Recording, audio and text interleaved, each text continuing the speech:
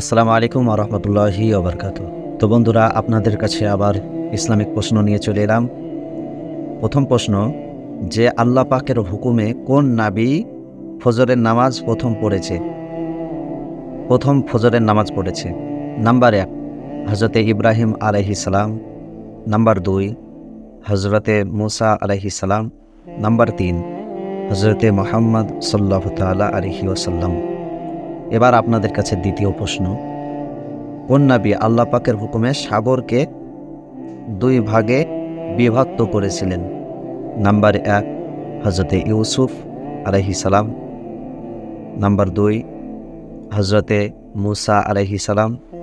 Number ৩ হযরতে নূহ আলাইহিস সালাম। তো বন্ধুরা, আপনারা সকলেই প্রশ্নের উত্তর যিনারা পারবেন কমেন্ট বক্সে প্রশ্নের উত্তর দিবেন, যিনারা পারবেন না কমেন্ট করবেন। আমি কমেন্টের মাধ্যমে সকলের প্রশ্নের উত্তর ইনশাআল্লাহ দিয়ে দিব। আর ভিডিওটাকে বেশি বেশি করে শেয়ার করে দেন যাতে অন্যরা কিছু শিখতে পারে। আসসালামু আলাইকুম ওয়া রাহমাতুল্লাহি ওয়া বারাকাতুহু।